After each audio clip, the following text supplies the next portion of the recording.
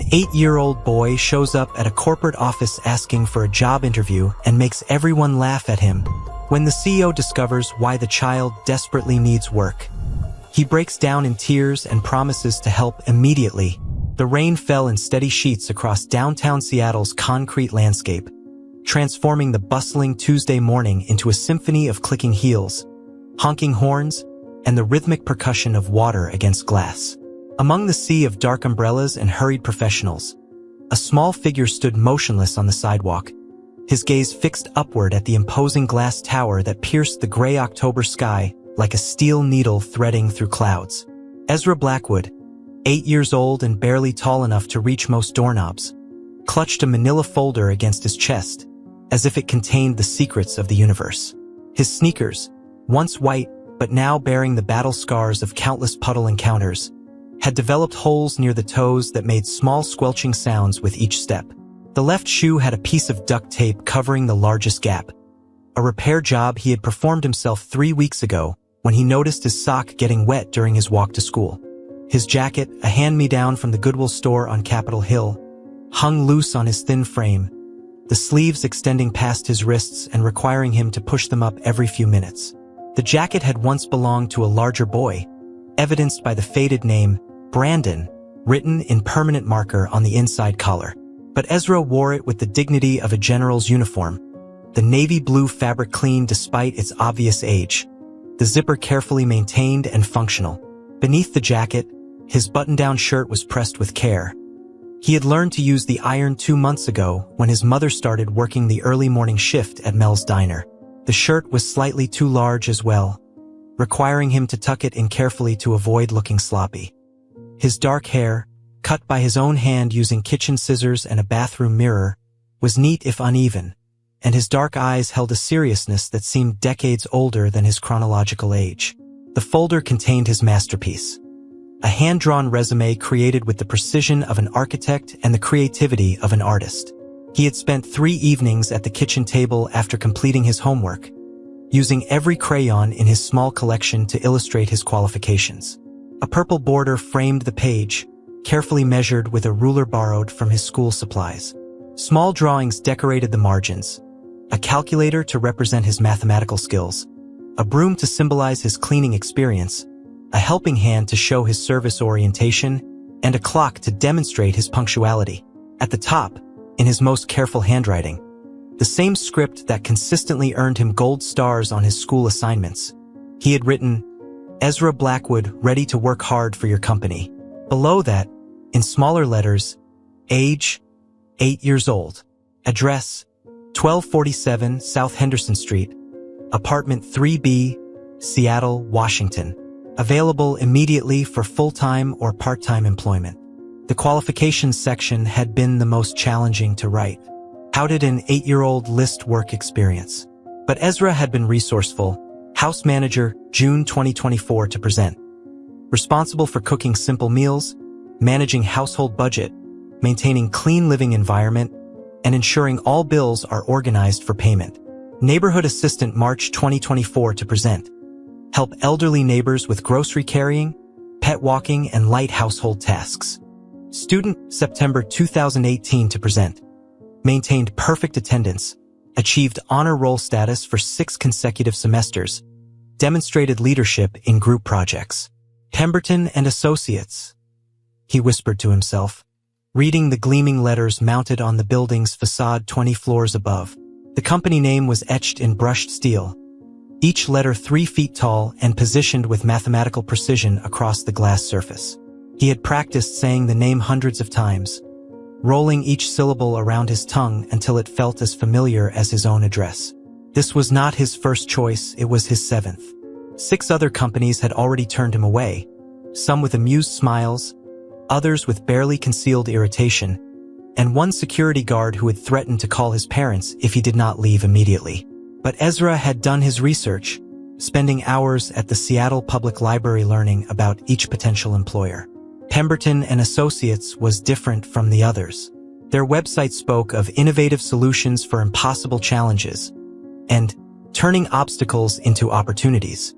These were exactly the kind of phrases that resonated with his 8-year-old logic. If anyone could understand his situation and find a way to help, it would be people who specialized in solving problems that seemed unsolvable. The previous evening, he had sat at his usual computer terminal in the Seattle Public Library's main branch, his legs swinging from the adult-sized chair as he navigated the company's website with the focused intensity of a scholar researching a doctoral dissertation. The library's main branch, with its soaring ceilings and endless rows of books, had become his second home over the past 3 months. Every day after school, he would walk the 12 blocks from Beacon Hill Elementary to downtown, using his school bus pass to save money on public transportation. Mr. Henley, the elderly librarian with kind eyes behind wire-rimmed glasses and a voice like warm honey, had noticed the small boy staying until closing time again. Henry Henley had worked at the library for 37 years, and in all that time, he had never encountered a child quite like Ezra. Most 8-year-olds used the computers for games or videos, but this boy was always researching companies, job requirements, salary information, and employee benefits. "Still job hunting, young man?" Mr. Henley had asked, his white mustache twitching with a mixture of concern and admiration. He had approached Ezra's workstation quietly, noting the stack of printed pages growing beside the keyboard and the notebook where the boy was carefully writing notes in his precise handwriting. "Yes, sir," Ezra had replied with the seriousness of a Supreme Court justice delivering a landmark decision. "This company says they solve impossible problems for people. That is exactly what I need. Someone who is not afraid of challenges that seem too big to fix." Mr. Henley had leaned closer to read the screen, observing the boy's methodical approach to his research. Ezra had multiple browser tabs open: the company's main website, their employee testimonials page, news articles about their recent projects, and even their annual charity report. This was not the random clicking of a curious child. This was systematic investigation. "What kind of impossible problem are you trying to solve, son?" Mr. Henley had asked gently, settling into the chair beside Ezra's workstation. Ezra had paused in his typing, his small hands resting on the keyboard as he considered how much to reveal. "My family needs help, Mr. Henley. The kind of help that costs a lot of money. More money than most people ever see in their whole lives. But I think if I could get a good job, maybe I could earn enough to fix everything." The librarian had felt his heart tighten at the matter-of-fact way the boy discussed such adult concerns. "Ezra, sometimes adults have resources to help families that children don't know about. Maybe you should talk to your parents about—" "My mama is trying her best," Ezra had interrupted, his voice firm but respectful. "She is working as hard as anyone can work. But some problems are bigger than working hard can fix. Sometimes you need to find new solutions, and that is what I am doing." Mr. Henley had helped him print the company information, watching as Ezra carefully counted out quarters from a small cloth pouch, money he had earned by returning recyclable bottles and cans found in neighborhood trash bins, by helping Mrs. Garcia next door carry her groceries up 3 flights of stairs, and by organizing the community room in his apartment building every Saturday morning. Each quarter represented hours of work, and the librarian had wanted to offer to cover the printing costs. But something in the boy's dignified demeanor had warned him that charity would not be welcomed. "You know, Ezra," Mr. Henley had said as the pages emerged from the printer, "there are other ways to get help when families are struggling. There are organizations, government programs, community resources." "Mr. Henley, I appreciate your concern," Ezra had replied, gathering his printed pages with careful precision. "But I have researched those options too. Most of them take months to process applications, and they have requirements that we do not meet, or they provide help that is not enough for what we need. I need a solution that works quickly and provides significant financial resources. Employment is the most logical path."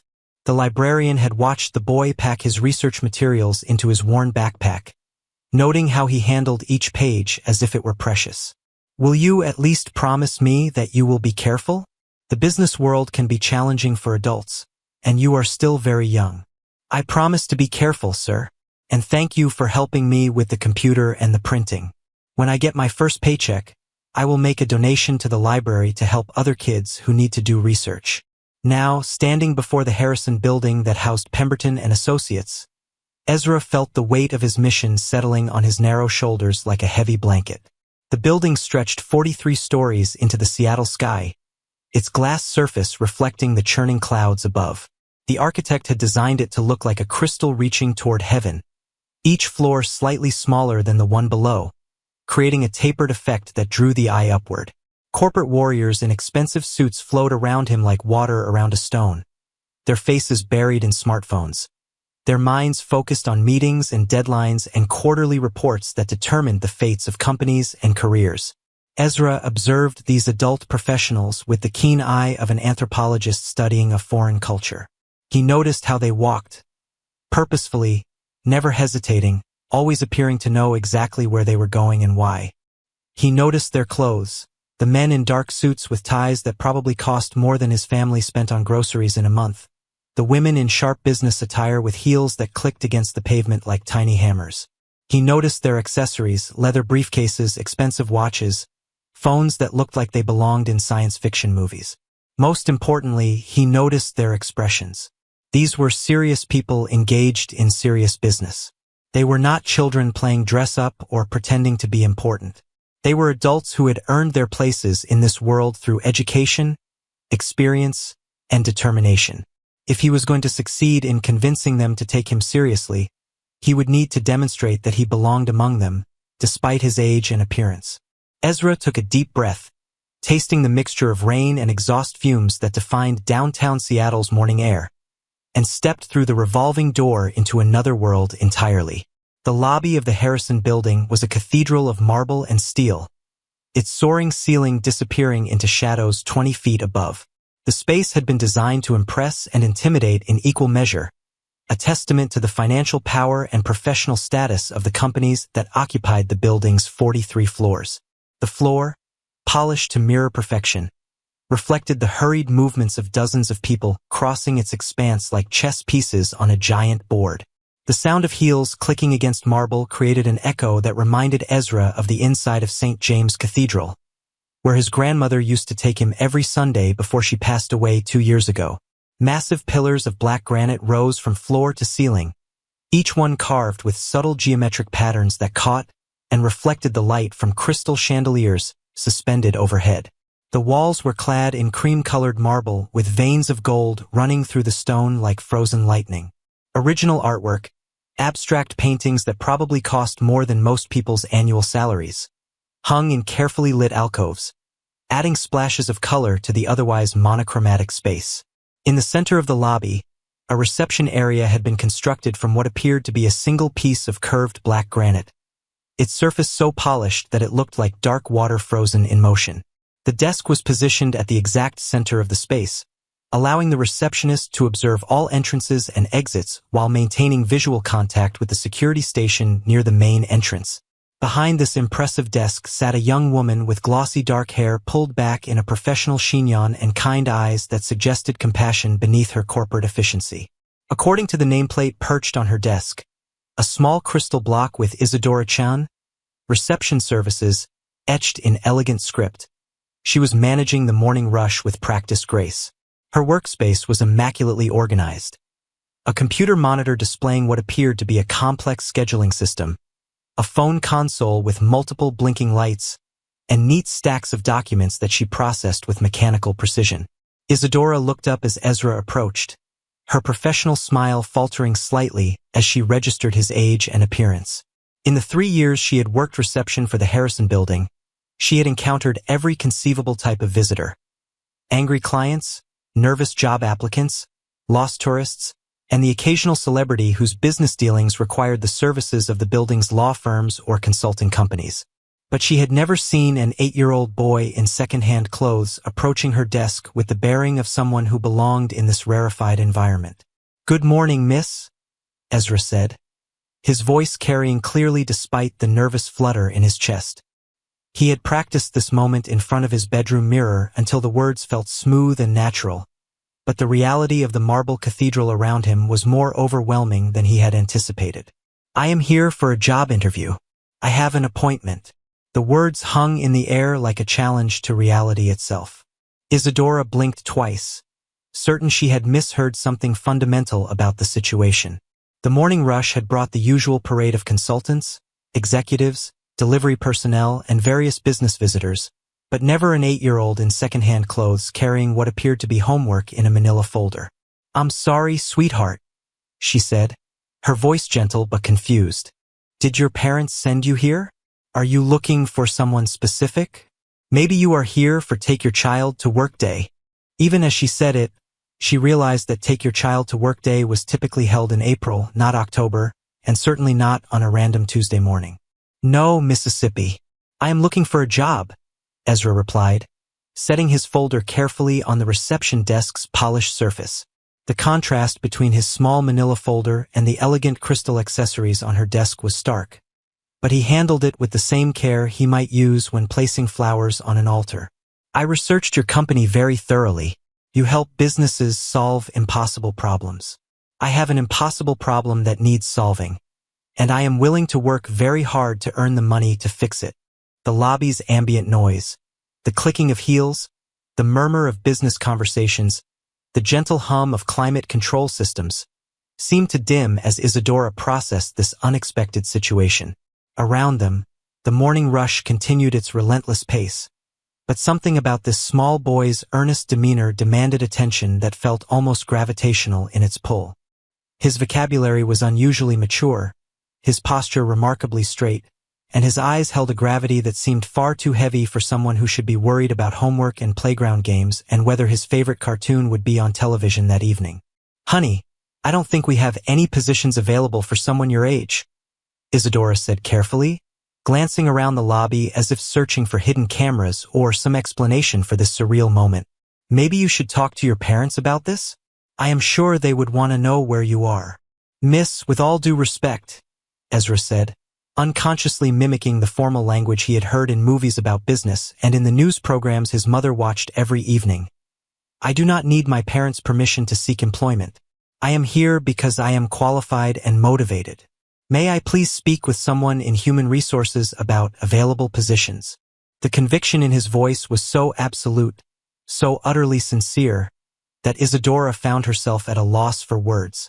This was definitely not covered in her employee handbook, which ran to 47 pages and seemed to anticipate every conceivable workplace scenario except this one. As she struggled to formulate a response that would be both kind and appropriate, a small crowd began to gather.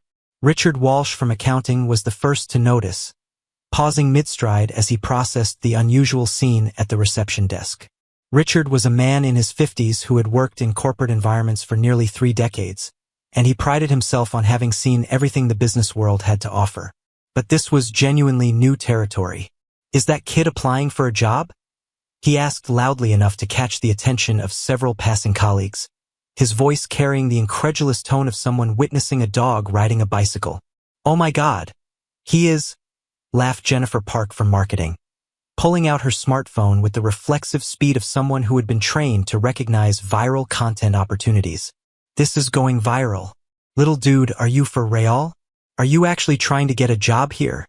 Her voice carried across the marble space, amplified by the acoustic properties of the soaring ceiling. Within minutes, the marble lobby had become an impromptu theater, with corporate employees forming a loose semicircle around the reception desk like spectators gathering for a street performance. Some were openly amused, others were pulling out phones to record what they assumed was an elaborate prank or publicity stunt orchestrated by a local news station or perhaps a social media influencer looking for content. The sound of muffled laughter began to echo off the marble walls as words spread through the building's ground floor like wildfire. "Child labor laws, anyone?" called out Derek Morrison from legal, eliciting a round of chuckles from his colleagues. Derek was known for his dry humor and his ability to find the regulatory violation in any workplace situation, no matter how innocent it might appear. "Maybe he is here about our internship program," suggested Amanda Foster from operations, her voice dripping with mock seriousness. "Though I think we usually require a high school diploma. What do you think, kid? Did you bring your transcript?" The crowd laughed appreciatively at her wit. "I bet his resume is adorable," added someone from the back of the growing crowd. "Probably lists playing with toys under special skills." The laughter grew louder and more animated, and Ezra felt his cheeks burning with embarrassment that spread across his face like spilled paint. But he had not come this far to be deterred by adult amusement. He had faced worse than mockery in his 8 years of life. He had faced genuine hardship, real problems that required adult solutions, and moments when laughter had been the last thing anyone in his family had felt capable of producing. He had learned that persistence often succeeded where initial attempts failed, and that dignity could be maintained even in the face of ridicule. "Miss Chen," he said, reading her nameplate carefully and pronouncing her name with the same respect he would use when addressing a teacher or a judge. "I understand this is unusual, but I have prepared a professional resume, and I am ready to discuss my qualifications with the appropriate personnel. I am not here as a joke or a game. This is very important to me." The sincerity in his voice cut through the laughter like a sharp blade through silk. The words carried a weight that seemed disproportionate to their source, and several of the gathered employees exchanged uncomfortable glances, suddenly aware that their amusement might be misplaced. There was something in this child's demeanor, a desperate earnestness that suggested he was not playing pretend or engaging in some elaborate childhood fantasy. Isadora found herself in an unprecedented situation that her 3 years of professional training had not prepared her for. The boy was clearly serious, his folder was real, and his vocabulary suggested an intelligence far beyond his years. But he was also 8 years old, wearing clothes that had seen better days, and asking for a job in a corporate consulting firm that typically employed people with advanced degrees and years of professional experience. The sound of sharp heels against marble announced the arrival of Cordelia Ashworth, head of human resources, whose reputation for efficiency was matched only by her intolerance for office disruptions that interfered with the smooth operation of the workplace. She moved through the crowd like a ship cutting through water, her gray suit immaculate, her expression suggesting that someone was about to receive a very stern lecture about appropriate workplace behavior and professional boundaries. Cordelia Ashworth was a woman who had built her career on maintaining order in environments that naturally tended toward chaos. At 38, she had worked her way up from an entry-level position to head an entire department through a combination of meticulous attention to detail, unwavering professionalism, and an ability to solve personnel problems before they became personnel crises. She did not appreciate surprises, irregularities, or situations that fell outside the clearly defined parameters of corporate policy. "What exactly is happening here?" Cordelia demanded, her voice carrying the authority of someone accustomed to immediate compliance and detailed explanations. "Why is there a crowd in our lobby? And why is everyone taking pictures? This is a place of business, not a social media platform." "Miss Ashworth," Isadora said, relief evident in her voice like someone who had been waiting for adult reinforcement. "This young man is here requesting a job interview. I was just trying to explain that." "A job interview?" Cordelia's eyebrows rose nearly to her hairline as she focused on Ezra for the first time, taking in his second-hand clothes, his carefully maintained posture, and the manila folder he held like a shield. "Young man, this is a place of business, not a playground. You need to return to wherever you came from immediately." Ezra straightened his shoulders and met her gaze directly, a gesture that required him to tilt his head back at an uncomfortable angle. Despite the significant difference in their heights and the obvious imbalance in their respective positions of authority, he maintained eye contact with the steady determination of someone who had already decided that retreat was not an option. "Miss Ashworth, I understand your skepticism, but I am not here to play. I am here because I need a job, and your company has a reputation for solving difficult problems. I have prepared a resume, and I am ready to discuss how I can contribute to your organization." With ceremonial precision that suggested he had rehearsed this moment many times, he opened his manila folder and withdrew his handmade resume. The sight of the crayon-bordered document, with its careful handwriting and small illustrations, created a moment of absolute silence in the marble lobby. The contrast between his formal language and his child's artwork was so striking that even Cordelia found herself momentarily speechless. The resume was a masterpiece of 8-year-old professionalism. The purple crayon border had been applied with ruler-straight precision, and the small drawings in the margins demonstrated both artistic ability and strategic thinking. A calculator represented his mathematical skills. A broom symbolized his cleaning experience, A helping hand illustrated his service orientation, and a small clock emphasized his commitment to punctuality. At the bottom of the page, he had even included references: Miss Rodriguez, third-grade teacher, Beacon Hill Elementary, and Mrs. Garcia, neighbor, apartment 3A. "This is ridiculous," Cordelia finally said, though her voice lacked some of its earlier authority. The resume was clearly the work of a child, but it was also evident that considerable time and thought had gone into its creation. "Young man, I appreciate your initiative, but this is a corporate environment. We have policies, procedures, and legal requirements that—" "Miss Ashworth," Ezra interrupted, his voice steady despite the tremor she could detect underneath like a hairline crack in porcelain. "Would you please look at my qualifications before you make your final decision? I understand I am young, but I am also reliable, hardworking, and very motivated. All I am asking for is 5 minutes of your time." The gathered crowd had grown silent, sensing that this moment had somehow shifted from comedy to something more complex and potentially profound. The boy's composure in the face of adult dismissal was remarkable, and his continued formality in the face of obvious embarrassment suggested a strength of character that was both impressive and slightly heartbreaking. Cordelia looked down at the hand-drawn resume, then at the small boy who had created it with such obvious care and desperate hope. Her practical mind told her to end this disruption immediately, to restore order to the lobby and return everyone to their respective responsibilities. But something about his unwavering determination gave her pause. In 20 years of human resources work, she had interviewed hundreds of job applicants, from recent college graduates to seasoned executives, but she had never encountered anything quite like this combination of youth and resolve. 5 minutes, she said finally, surprising herself as much as everyone else in the lobby. "I will give you 5 minutes here in the lobby to present your qualifications. But then you must leave, and this circus needs to end." The crowd pressed closer, phones held high like digital torches, as Ezra straightened to his full height and prepared to make his case. Unknown to any of them, 43 floors above their heads, Donovan Pemberton was standing at his office window, watching the unusual gathering in his lobby with growing curiosity that had begun to eclipse his preparation for the morning's board meeting. From his aerial perspective, the CEO could see the small figure at the center of the crowd, could observe the way the adults were arranged around him like spectators at a performance. Something about the scene triggered a memory of his own son at that age. Earnest, determined, believing that the adult world could be navigated through sheer force of will and good intentions.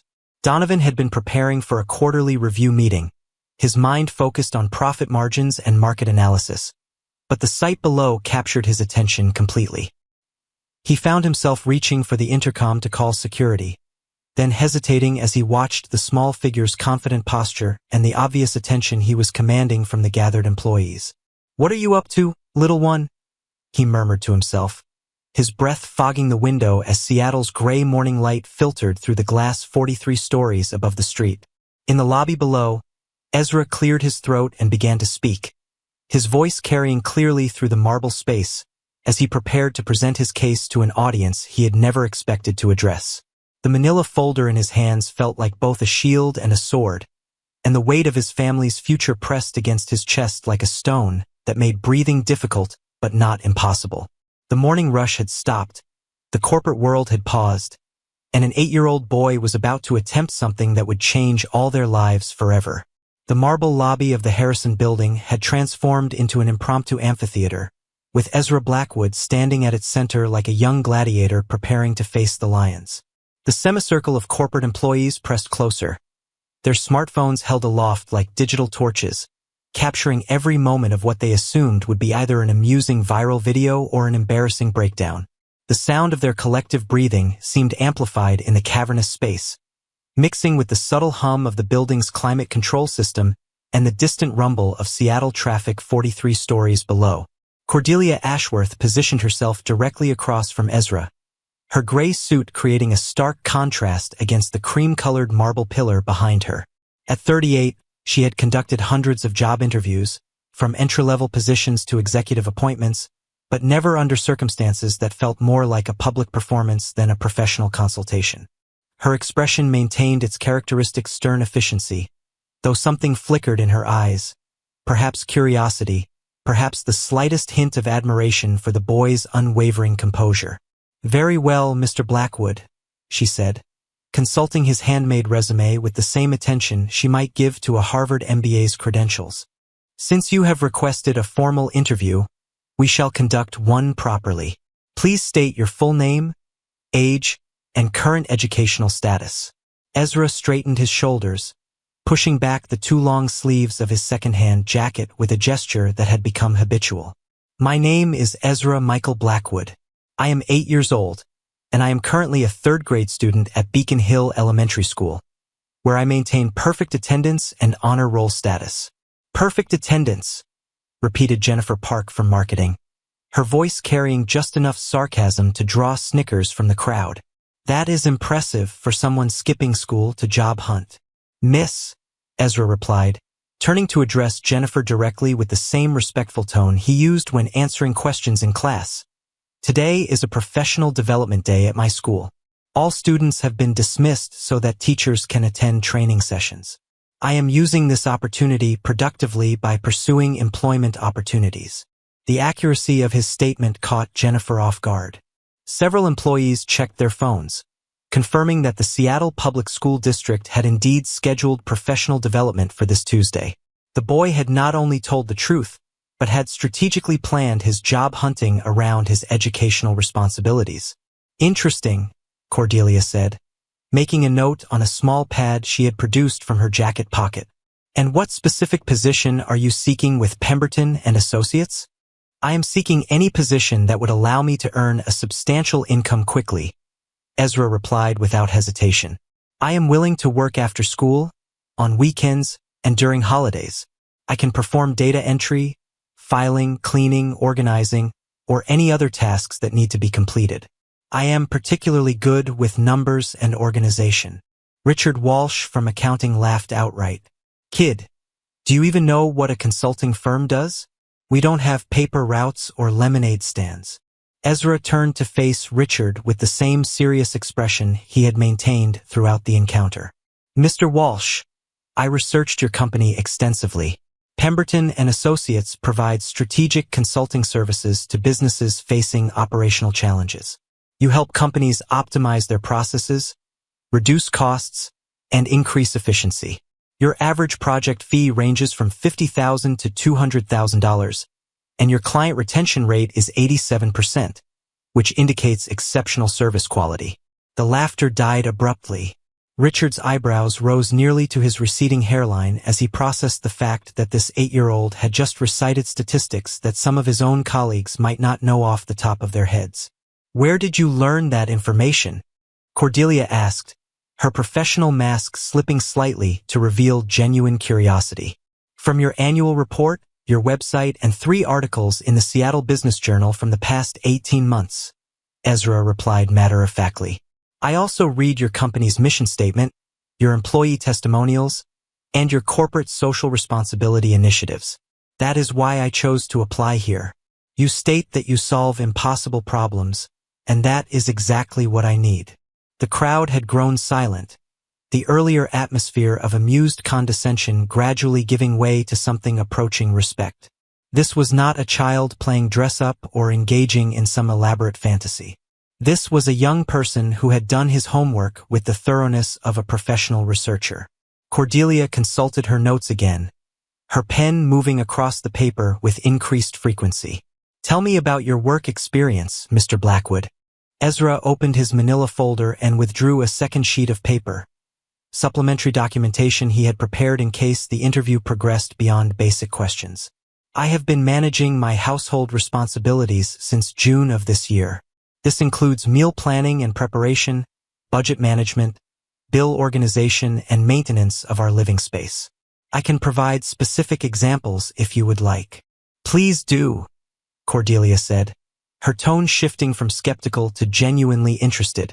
"Every Sunday, I plan our meals for the week based on available funds and nutritional requirements."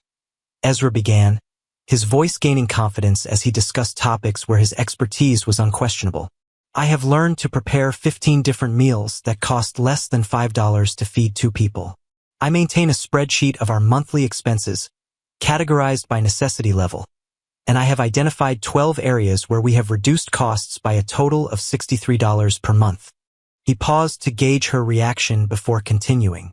I also help our neighbors with various tasks. Mrs. Garcia in apartment 3A pays me $2 every Tuesday to help her carry groceries up 3 flights of stairs because she has arthritis in her knees. Mr. Patterson in apartment 1C gives me $5 twice a month to organize his recycling because his eyesight is not good enough to read the sorting instructions. I have earned $147 this way since March. What do you do with the money you earn? Asked Amanda Foster from operations, her earlier mockery replaced by what sounded like genuine curiosity. I save 80% for our emergency fund, Ezra replied promptly.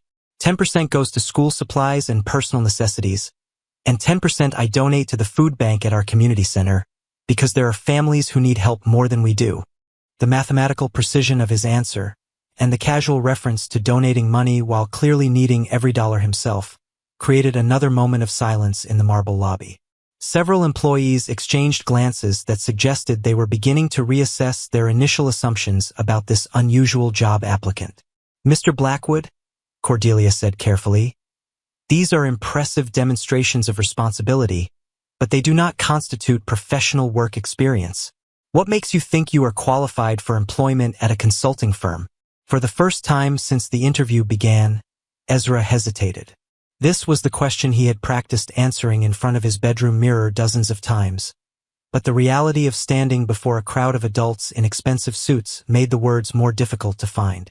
Miss Ashworth, he said finally, I understand that I do not have traditional qualifications.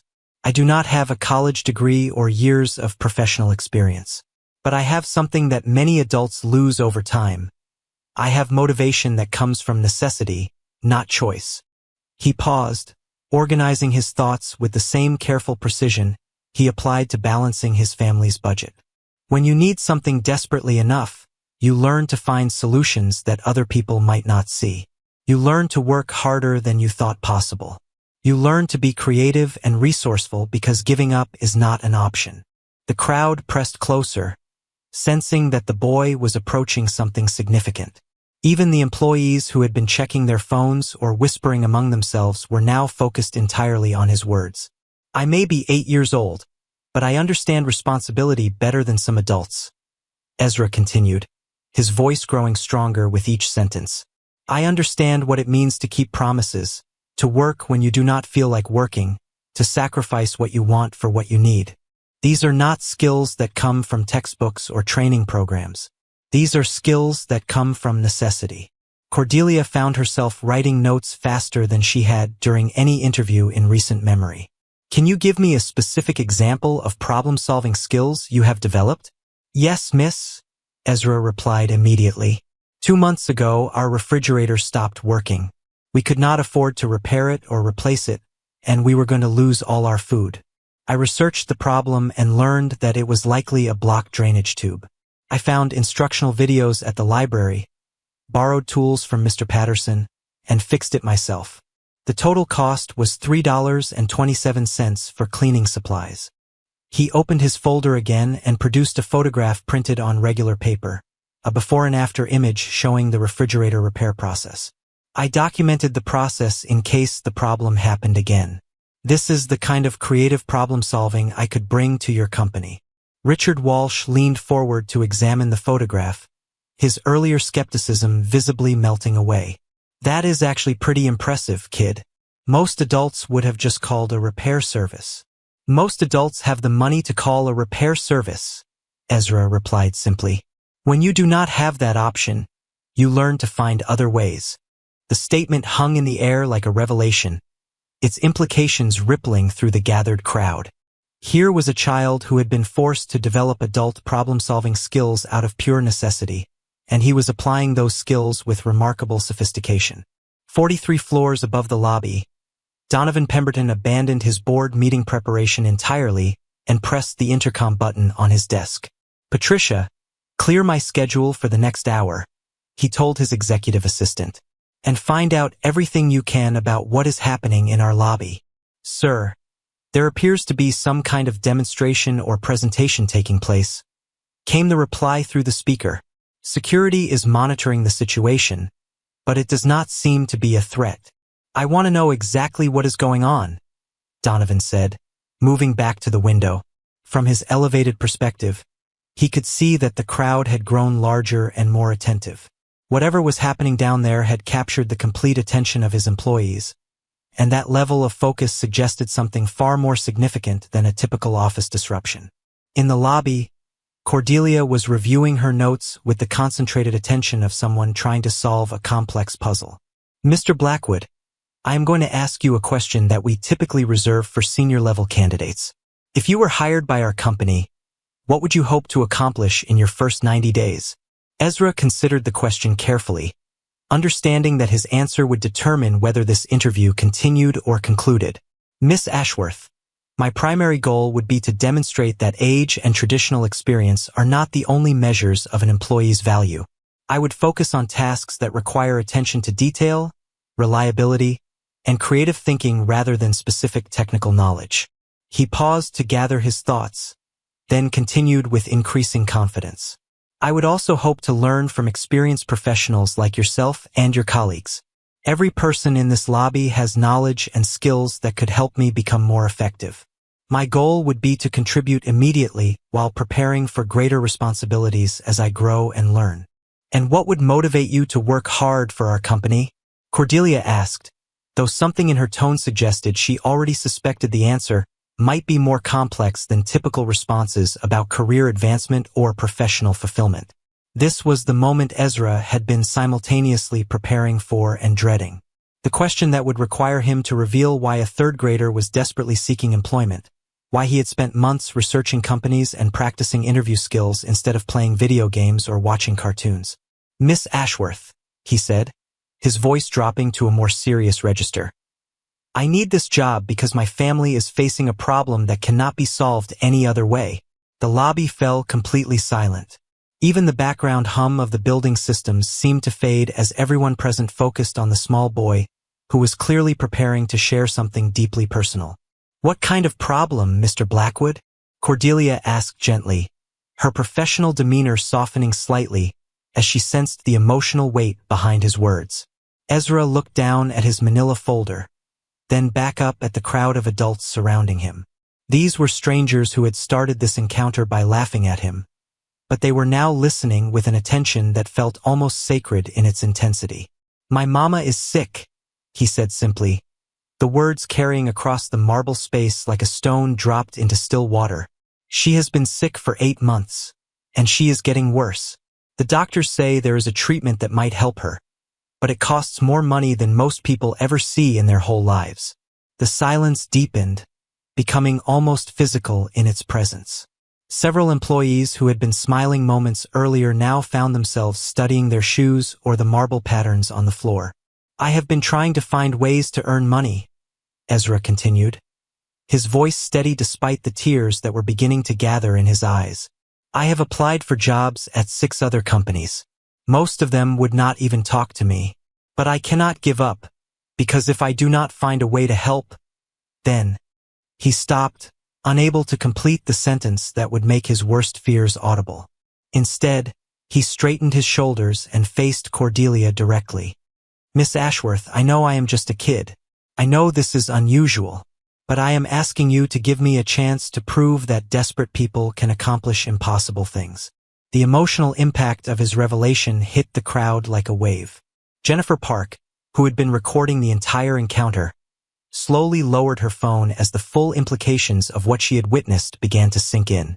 This was not entertainment or social media content. This was a child facing adult problems with adult determination, and their laughter suddenly felt cruel and inappropriate. Cordelia stared at the boy for a long moment, her professional composure wavering as she processed what she had just heard.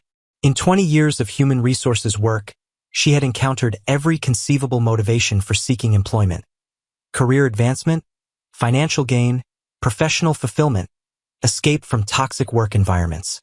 But she had never interviewed someone whose motivation was literally life and death. Mr. Blackwood, she said carefully, I appreciate your honesty, and I am very sorry to hear about your mother's illness. But I hope you understand that there are other resources available to families facing medical crises. Have you explored options like—" "Yes, miss," Ezra interrupted, pulling another sheet of paper from his folder. "I have researched charity organizations, government assistance programs, medical payment plans, and crowdfunding platforms. Most require waiting periods of 3 to 6 months for approval. Others have income requirements that we do not meet because my mama works too much to qualify for assistance but not enough to afford the treatment herself." He handed her the paper, which contained a neatly typed list of organizations and programs, each one marked with notes about requirements, waiting periods, and application statuses. The document demonstrated research skills that would have impressed a professional grant writer. "Some people have suggested starting a fundraising campaign online," Ezra continued, "but those rarely raise more than a few $1,000s unless they become viral, and there is no way to guarantee that will happen. Employment is the only reliable path I have found to earn the amount of money we need." The crowd had grown even larger as word of the unusual interview spread through the building's lower floors. Employees from other companies had begun to gather, creating a diverse audience of accountants, lawyers, consultants, and administrative staff. The atmosphere had completely transformed from amusement to something approaching reverence. Richard Walsh stepped forward, his earlier skepticism replaced by obvious concern. "Kid, exactly how much money are you trying to earn?" Ezra consulted another paper from his folder, a medical estimate that looked official and intimidating. "The treatment costs $47,000. Insurance will not cover it because they say it is experimental. We need to pay for it in advance before they will schedule the procedure." The number hit the crowd like a physical blow. $47,000 represented more money than many of them had in their savings accounts, an amount that would be challenging for most middle-class families to raise quickly, and absolutely impossible for an 8-year-old to earn through traditional employment. "When do you need this money?" Cordelia asked, though her expression suggested she already feared the answer. "The doctors say my mama has 6 to 8 weeks before." Ezra's voice broke slightly, and he paused to regain his composure. "Before the window for this treatment closes. So I need to earn the money as quickly as possible." The mathematical impossibility of his situation became clear to everyone present simultaneously. Even if a company were willing to hire an 8-year-old, even if child labor laws could somehow be circumvented, even if he worked every available hour at minimum wage, he could not possibly earn $47,000 in 6 weeks. The crowd began to murmur among themselves, their conversations creating a low buzz that filled the marble space. Some were discussing the legal and ethical implications of his request, others were calculating the financial mathematics, and a few were quietly debating whether this was an elaborate scam or a genuine crisis. Above them all, unseen and unheard, Donovan Pemberton was making a decision that would change multiple lives forever. He had been listening to the security feed from the lobby, his preparation for the board meeting completely forgotten as he heard the 8-year-old boy's story unfold. Now he was walking toward his private elevator, his mind racing with possibilities and his heart breaking for reasons he had not fully examined. In the lobby, Cordelia was struggling with a situation that fell completely outside her professional training and corporate experience.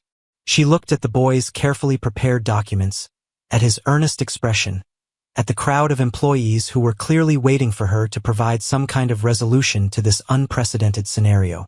"Mr. Blackwood," she said finally, "I want you to know that your determination and preparation are remarkable. In my professional opinion, you have demonstrated qualities that many adult applicants lack. However, there are legal and practical constraints that prevent us from offering you employment."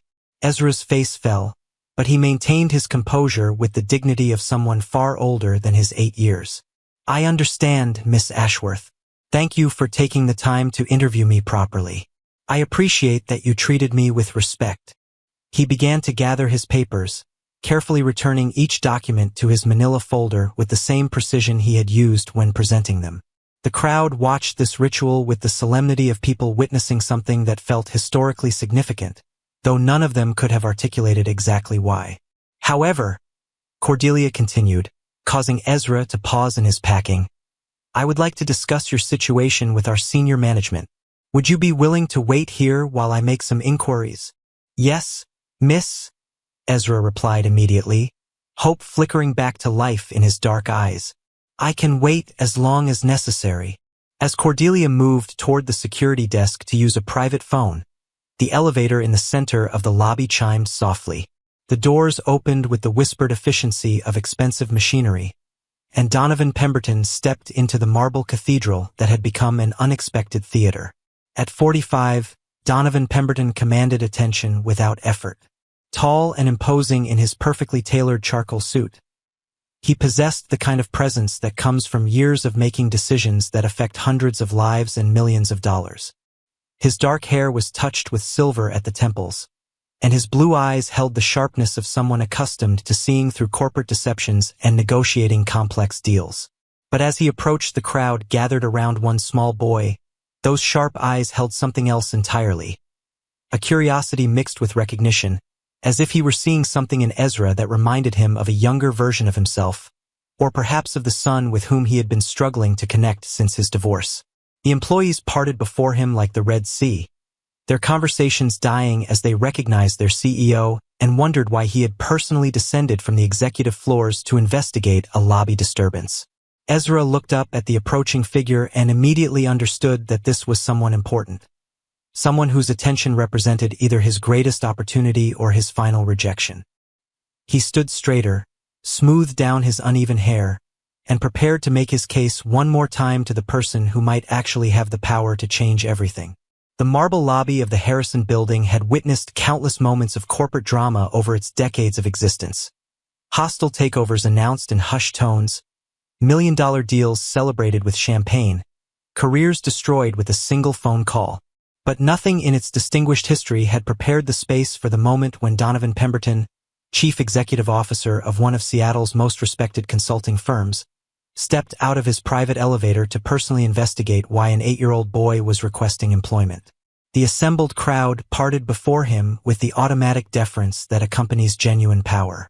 Employees who had been recording the proceedings on their smartphones quietly lowered their devices, suddenly aware that their CEO's unexpected presence had transformed this from an amusing office anecdote into something that demanded professional gravity. The clicking of heels against marble ceased, conversations died mid-sentence, and even the ambient sounds of the building seemed to diminish in respect for the authority that had just entered their midst.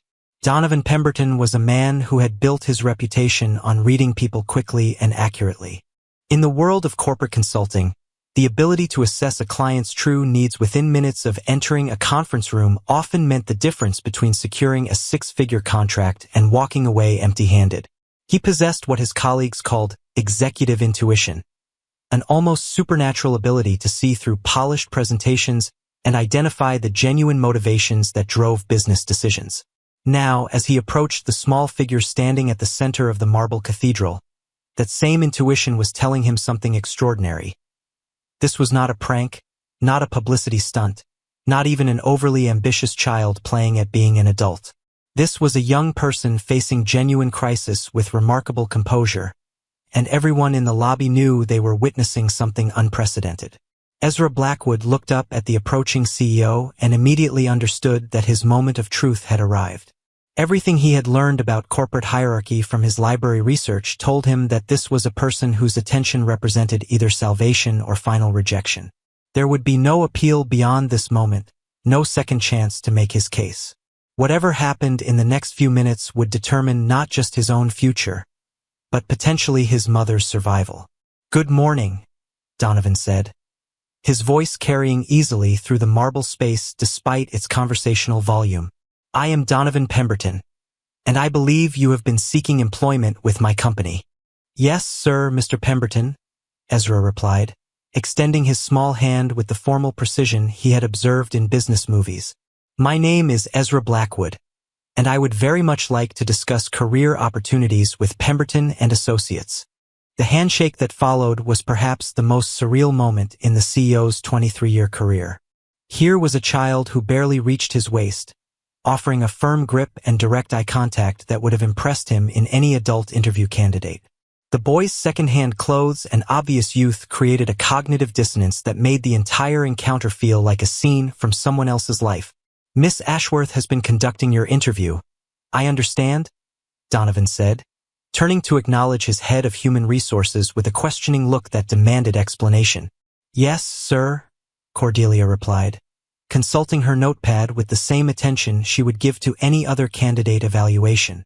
"Mr. Blackwood has demonstrated remarkable preparation, impressive problem-solving abilities, and unusual maturity for his age. However, there are obvious legal and practical constraints that prevent traditional employment." Donovan nodded thoughtfully, then returned his attention to Ezra. "Mr. Blackwood, would you be willing to continue this conversation in my office? I believe we need a more private setting to properly discuss your situation." "Yes, sir, I would be honored," Ezra replied immediately, gathering his manila folder with the careful movements of someone who understood that this opportunity might never come again. The crowd of employees watched in fascination as their CEO personally escorted the 8-year-old applicant toward the executive elevator. The image of the tall, imposing businessman walking beside the small boy in second-hand clothes created a visual metaphor that would be discussed in office conversations for months to come. "Miss Ashworth, please join us," Donovan said as they reached the elevator. "I suspect we will need your expertise in this matter." The ride to the 43rd floor occurred in silence, but it was not an uncomfortable quiet. Instead, it felt like the pause before a symphony begins, when the orchestra has taken their positions and the conductor has raised his baton, but the first note has not yet sounded. Ezra stood perfectly still, his folder clutched against his chest, while Donovan observed him with the same analytical attention he might give to a complex business proposal. The executive floor of Pemberton and Associates had been designed to intimidate and impress in equal measure. Original artwork lined the hallways, not reproductions, but actual paintings by recognized artists whose work hung in major museums. The carpet was so thick that footsteps made no sound, creating an atmosphere of hushed reverence that suggested important decisions were made in these corridors. Floor-to-ceiling windows offered panoramic views of Seattle's skyline, Puget Sound, and the Olympic Mountains beyond, reminding visitors that they were in the domain of someone who operated at the highest levels of the business world. Donovan's corner office was a monument to professional achievement and personal taste. The space was larger than most people's apartments, with a sitting area arranged around a marble coffee table, a conference table that could accommodate 12 people, and a massive desk position to take advantage of the spectacular view. The walls displayed his MBA from Wharton, photographs with senators and governors, and awards recognizing his contributions to Seattle's business community. But as Ezra entered this temple of corporate power, he showed no sign of being overwhelmed. Instead, he examined his surroundings with the same careful attention he had given to researching the company, as if he were filing away details that might prove useful in future conversations. "Please, have a seat," Donovan said, gesturing toward the leather chairs arranged around the coffee table. "Can I offer you something to drink? Water? Juice? Coffee?" "Water would be very nice, sir, thank you," Ezra replied, settling into a chair that was clearly designed for adult proportions.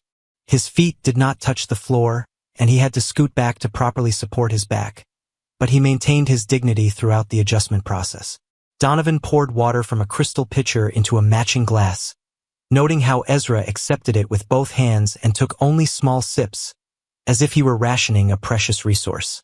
This small detail triggered another wave of curiosity about the boy's background and circumstances.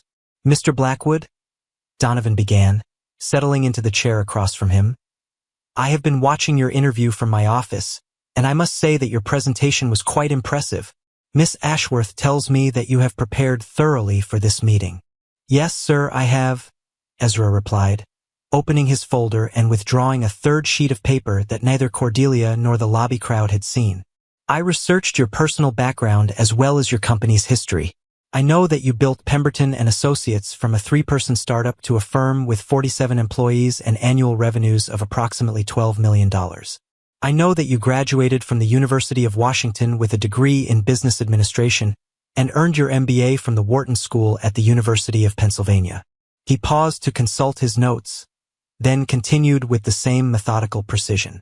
I also know that you have been recognized by the Seattle Chamber of Commerce 3 times for outstanding business leadership, that you serve on the board of directors for the Children's Hospital Foundation, and that you have a 16-year-old son named Nathaniel who attends Lakeside School. The mention of his son hit Donovan like an unexpected punch to the chest. His relationship with Nathaniel had been strained since the divorce 2 years earlier, a casualty of the emotional wreckage that had followed the end of his marriage. The boy's research had apparently been thorough enough to uncover personal details that were not widely publicized. "That is very thorough research, Mr. Blackwood," Donovan said carefully. "But I suspect there are things about my family situation that your research did not reveal." "Yes, sir, I am sure that is true," Ezra replied with surprising empathy. "Public information only tells part of anyone's story. The important parts usually have to be shared personally." The wisdom in this statement, coming from an 8-year-old, created another moment of cognitive dissonance for Donovan. This child seemed to understand nuances of human relationships that escaped many of his adult employees. "Mr. Blackwood," Cordelia interjected, "you mentioned in the lobby that your motivation for seeking employment is related to your mother's illness. Could you provide more specific details about your family's situation?"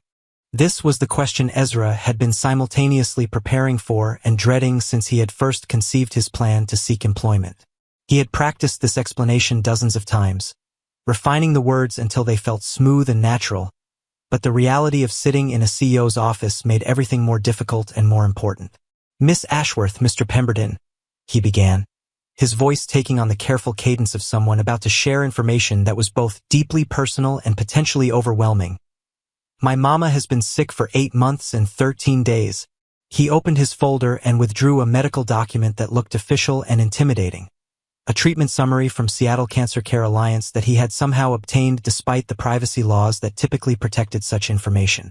"She has stage 3 breast cancer," he continued, reading from his notes to ensure accuracy. "The tumor was discovered in February, and she has been receiving chemotherapy treatment since March. The doctors say that the standard treatment protocol has not been as effective as they hoped, and the cancer has continued to grow despite 3 different medication combinations." Donovan felt his chest tighten as he listened to the 8-year-old recite medical terminology with the precision of a physician presenting a case study. The clinical language could not disguise the devastating implications of what the boy was describing.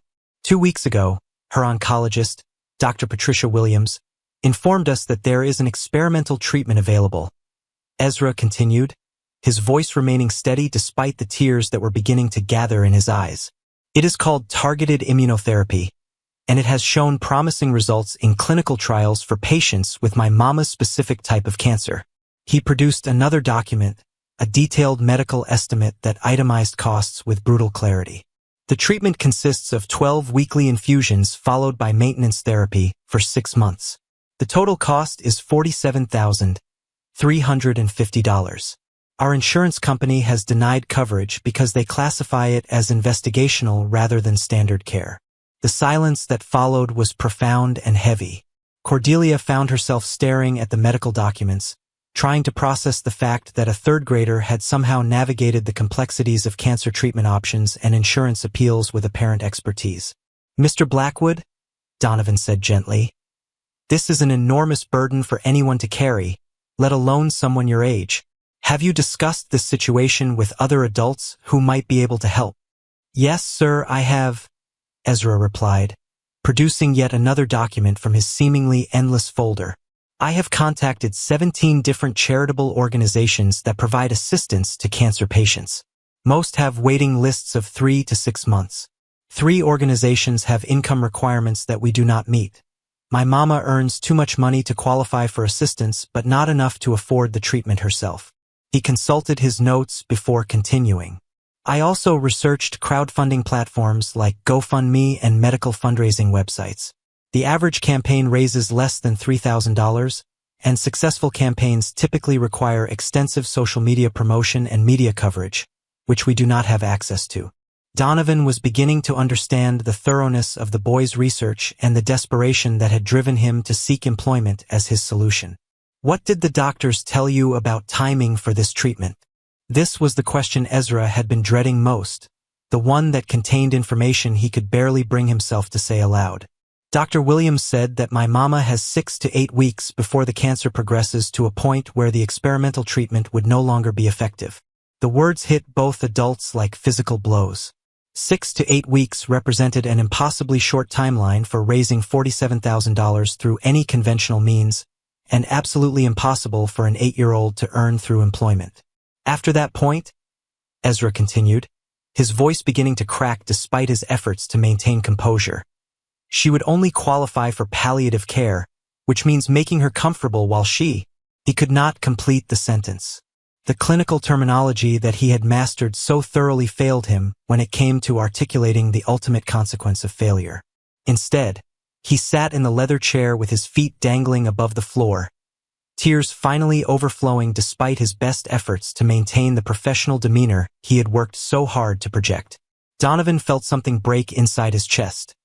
A wall he had built around his emotions after the divorce, a barrier that had protected him from feeling too deeply about anything or anyone outside his immediate professional responsibilities. This child's desperate love for his mother and his innocent belief that an 8-year-old could somehow earn enough money to save her life shattered every defense he had constructed over the past 2 years. "Mr. Blackwood," he said, his own voice thick with emotion he had not expected to feel. "How long have you been carrying this responsibility by yourself?" "Since my mama told me about the diagnosis," Ezra replied, wiping his eyes with the back of his hand while trying to maintain his dignity. "She tries to protect me from the worst parts, but I hear her talking to the doctors on the phone. I see the medical bills when they come in the mail. I know she cries at night when she thinks I am asleep." The image of this small boy lying awake in his bed, listening to his mother's muffled sobs and feeling responsible for finding a solution to an adult crisis, was almost more than Donovan could bear. His own son, Nathaniel, was 16 years old and complained about homework assignments and curfew restrictions. The contrast between his privileged teenager and this 8-year-old facing life and death circumstances created a perspective that was both humbling and heartbreaking. "You mentioned that your mother works 2 jobs, Cordelia said, consulting her notes. "What kind of work does she do?" "She works the morning shift at Mel's Diner on Capitol Hill, from 5 in the morning until noon," Ezra replied, grateful for a question that allowed him to focus on facts rather than emotions. "Then she cleans office buildings downtown from 6 in the evening until 10 at night. She used to work a 3rd job on weekends, but the chemotherapy makes her too tired now." "How do you manage while she is working?" Donovan asked, though he suspected the answer would only add to his growing amazement at the boy's resilience. "I get myself ready for school and walk to the bus stop," Ezra replied matter-of-factly. "After school, I come home and do my homework. Then I start dinner so it is ready when Mama gets home from her first job. While she rests before her evening shift, I help her organize her medications and make sure she has everything she needs." He paused, then added with the casual tone of someone describing routine activities, "I also do the laundry on Sundays, keep track of our expenses in a notebook, and call to make payment arrangements when bills come in late." The casual way he described these adult responsibilities made them even more poignant. This was not a child playing house or helping with chores. This was a young person who had become the de facto manager of a household in crisis. "Mr. Blackwood," Donovan said, rising from his chair and moving to the window that overlooked Seattle's downtown core. "You have shown more courage and determination than most adults I know, but I need you to understand something very important." He turned back to face the boy, his expression serious but not unkind. "Even if we could find a way around the legal issues preventing your employment, even if you worked every available hour at the highest wage we could legally pay, it would be mathematically impossible for you to earn $47,000 in 6 weeks. Ezra's face fell, but he maintained eye contact with the CEO. "I understand the mathematics, sir, but I thought that maybe if I could prove my value to your company, you might consider advancing me money against future earnings. Or perhaps there might be some other arrangement we could make." The simplicity of his proposal, and the faith it represented in the fairness of the adult world, broke Donovan's heart completely. Here was a child who believed that hard work and good intentions could overcome any obstacle, even ones that were mathematically impossible. "Mr. Blackwood," Donovan said, his voice thick with emotion he could no longer control. "Tell me about your mother. What is she like?" For the first time since entering the office, Ezra's professional composure gave way to something more personal and vulnerable. "She is the best person in the whole world," he said simply. "She works harder than anyone should have to work, but she never complains.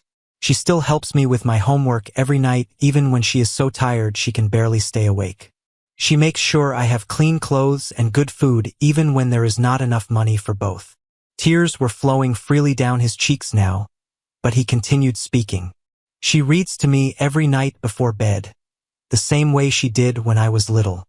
Sometimes she falls asleep in the middle of a chapter because she is so exhausted, but she always finishes the story the next night. She tells me every day that she loves me and that everything is going to be okay, even though I know she is scared too." The raw love in his voice was overwhelming. Donovan found himself thinking of his own son, remembering bedtime stories and homework help and all the small moments of parental devotion that he had taken for granted before his marriage fell apart. "She taught me that when people need help, you help them if you can," Ezra continued. "She taught me that hard work is the answer to most problems, and that giving up is never an option. That is why I am here, Mr. Pemberton, because my mama taught me to fight for the people you love, no matter how impossible things seem." Donovan Pemberton, a man who had built his career on maintaining emotional control in high-pressure situations, found himself sobbing in his own office. The combination of the boy's desperate love for his mother, his innocent faith in the power of determination, and his heartbreaking maturity in the face of unthinkable circumstances had completely overwhelmed the emotional barriers that had protected him since his divorce. "Mr. Blackwood," he said through his tears, "you are the most remarkable young man I have ever met, and I want you to know that you do not have to carry this burden alone anymore." Ezra looked up at him with confusion and hope warring in his dark eyes. "Sir, I am going to help your mother," Donovan said, his voice gaining strength as he made the decision that would change both their lives forever. "Not because you have earned it through employment, but because you have shown me what real courage looks like." He moved to his desk and picked up his phone, dialing a number from memory. "Dr. Amanda Reeves? This is Donovan Pemberton. I need you to connect me immediately with the best oncologist in Seattle.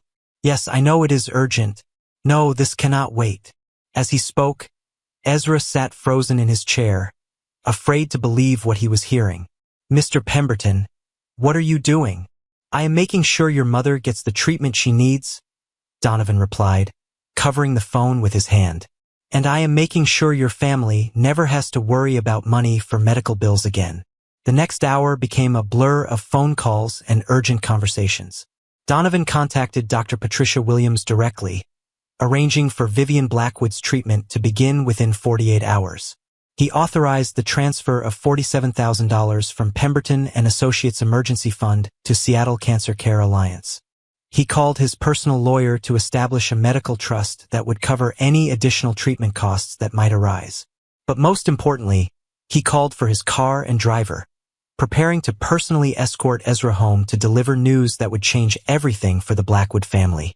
"Mr. Blackwood," he said as they prepared to leave the office, "you came here looking for a job, but you have given me something far more valuable. You have reminded me what it means to love someone more than yourself." As they rode the elevator down to the lobby, Donovan found himself thinking about his own son and the relationship he had allowed to deteriorate through pride and hurt feelings. If an 8-year-old could show such courage in fighting for his family, perhaps a 45-year-old man could find the strength to rebuild the connections that really mattered. The lobby crowd was still waiting when they emerged, and the sight of their CEO personally escorting the young applicant created a ripple of amazement that would become part of company legend. But Donovan barely noticed their stares. His attention was focused entirely on the small boy walking beside him, and on the drive across Seattle that would bring them to a modest apartment where a dying mother was about to learn that her son's impossible plan had somehow succeeded beyond anyone's wildest dreams. The drive from downtown Seattle to the Beacon Hill neighborhood took 23 minutes through afternoon traffic, but for Ezra Blackwood, it felt like traveling between two different worlds. He sat in the passenger seat of Donovan Pemberton's Mercedes S-Class, his manila folder clutched against his chest, still struggling to process the reality of what had just occurred in the CEO's office. The leather seats were softer than any furniture in his apartment, covered in buttery cream-colored hide that probably cost more than his family's monthly rent. The car moved with whispered smoothness that made his mother's 15-year-old Honda seem like a relic from another century, and the man beside him had just promised to save his family with the casual ease of someone ordering lunch. The interior of the Mercedes was a study in understated luxury. Real wood trim that gleamed with perfect maintenance, climate control that maintained optimal temperature without any visible effort, and a sound system that played classical music at just the right volume to provide ambience without interfering with conversation. Ezra ran his small hands along the leather armrest, marveling at the texture while trying to comprehend that he was riding in a vehicle that cost more than most people earned in several years. Donovan navigated the Seattle streets with the focused attention of someone whose mind was processing multiple complex scenarios simultaneously. The emotional breakthrough in his office had left him feeling both energized and vulnerable, as if a weight he had been carrying for 2 years had suddenly been lifted, while simultaneously revealing the depth of his own isolation. Making those phone calls, authorizing those financial transfers, watching hope bloom in an 8-year-old's eyes, it had reminded him what it felt like to use his resources and influence for something that truly mattered rather than simply accumulating more wealth and status. "Mr. Pemberton," Ezra said quietly as they navigated through the university district, his voice barely audible above the gentle hum of the car's engine. "I still do not understand why you are helping us. I know you said it was not about employment, but adults usually have reasons for their decisions. Good reasons that make sense." The question demonstrated the same analytical thinking that had impressed Donovan during the interview, but now it carried undertones of vulnerability that made it even more poignant. This child had learned to be suspicious of adult promises, probably through experiences that had taught him that hope could be dangerous when you were living on the edge of financial and emotional disaster. "Mr. Blackwood?" Donovan replied, adjusting the rearview mirror to glance at the boy's serious expression. "Sometimes people help each other not because they have to, but because they realize it is the right thing to do. Your courage today reminded me of something I had forgotten about myself. Something I lost somewhere along the way while building my company and trying to protect myself from getting hurt again." He paused at a red light, using the moment to collect his thoughts. "I have been so focused on business success and protecting myself emotionally that I forgot what it means to use my resources for something that genuinely matters. You reminded me that real success is not measured in profit margins or quarterly reports." "But $47,000 is a lot of money," Ezra said, his 8-year-old mind still struggling with the magnitude of what was happening. "Most people do not just give away that much money to strangers." "You are right," Donovan agreed, turning on to Martin Luther King Jr. Way as they approached Beacon Hill. "Most people do not. But most people have never met someone like you. Someone who would spend months researching companies and practicing job interviews because he loves his mother so much that he believes he can solve the impossible." As they drove through the changing neighborhoods, Donovan found himself observing the gradual transition from the affluent areas near the university to the working-class community where Ezra lived. The houses grew smaller and closer together, the cars parked on the streets grew older, and the commercial establishments shifted from upscale coffee shops to discount stores and check-cashing services. It was a visual reminder of the economic disparities that existed within the same city, often separated by just a few miles of geography. "Mr. Pemberton," Ezra said as they turned onto South Henderson Street, pointing toward a modest 3-story brick building that stood among similar structures dating from the 1970s. "That is our building. We live in apartment 3B. Mama should be home from her first job by now. She rests for about an hour before she has to leave for her evening shift at the office buildings downtown." The Beacon Hill apartments stood in stark contrast to the gleaming corporate towers they had left behind. The building had been constructed with functional efficiency rather than aesthetic appeal, its rectangular windows and practical design speaking to an era when housing was meant to provide shelter rather than status. The exterior showed its age, brick that had weathered 4 decades of Seattle rain, concrete steps worn smooth by thousands of footsteps, and a parking lot of cracked asphalt with determined weeds growing through the fissures. But despite its obvious age and modest circumstances, the building was clean and well-maintained. Someone had planted flower boxes beneath several windows, adding splashes of red and yellow that suggested residents who took pride in their homes regardless of their economic circumstances. A small playground occupied one corner of the property, its equipment showing wear but still functional, where children could play safely within sight of their parents' apartments. The landscaping consisted of hardy shrubs and small trees that could survive with minimal care, creating patches of green that softened the building's utilitarian architecture. Donovan parked the Mercedes near the building's main entrance, noting how the expensive vehicle stood out among the aging Honda Civics, Ford Escorts, and well-worn pickup trucks that filled most of the spaces.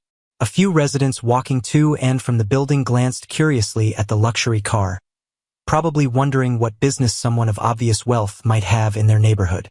"Mr. Pemberton," Ezra said as they approached the building's entrance, "I should probably explain something about our apartment. It is not very big, and it does not have nice things like your office. But my mama keeps it very clean, and she has made it as comfortable as she can with what we have."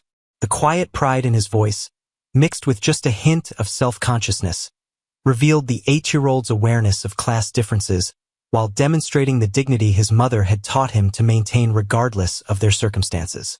"Mr. Blackwood," Donovan replied gently, "a home's value is not measured by its size or the cost of its furnishings. It is measured by the love of the people who live there." They climbed 2 flights of concrete stairs, Donovan observing how Ezra moved with the confident familiarity of someone who had climbed these steps hundreds of times while carrying groceries, laundry, or school supplies that weighed nearly as much as he did. The stairwell was narrow but spotlessly clean, its industrial green paint showing wear around the handrails where countless hands had gripped the metal over the years. The hallway on the 3rd floor was narrow but well-maintained, its industrial carpeting worn but recently vacuumed. Apartment doors were spaced every 12 feet, creating intimate living spaces that suggested families existing in close proximity to their neighbors. The sounds of daily life filtered through thin walls, a television playing the afternoon news in Spanish, a baby crying briefly before being soothed by what sounded like a lullaby, the clatter of dishes being washed in a nearby kitchen, and the muffled sound of children playing in an adjacent apartment.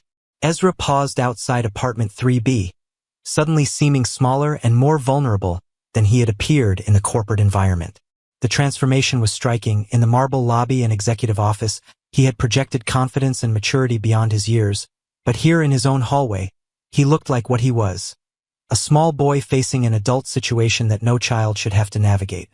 "Mr. Pemberton," he said, his voice dropping to almost a whisper, "my mama does not like surprise visitors. She might be confused about why you are here.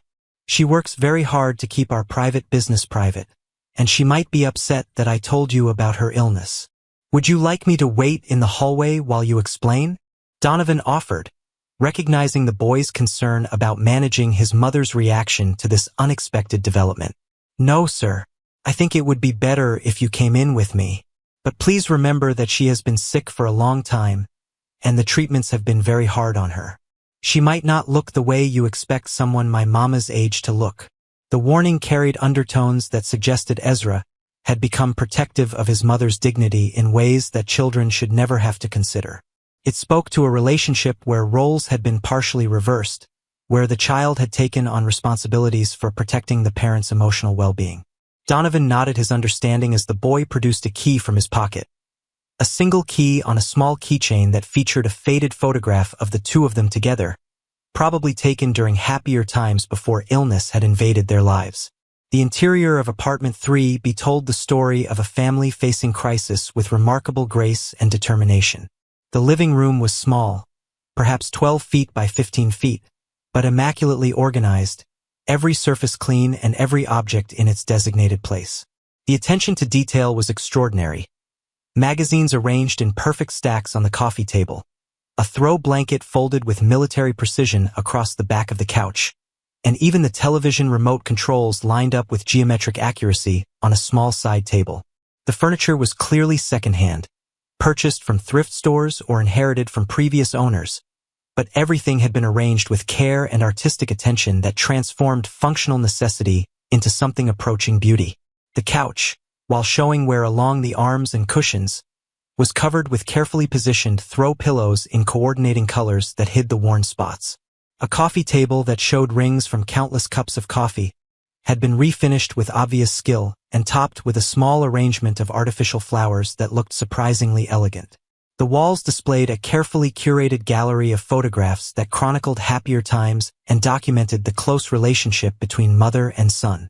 There was Ezra as a toddler, grinning toothlessly while being held by a woman who must be his mother, healthy, vibrant, with long dark hair and eyes full of joy. Family portraits showed their progression through the years.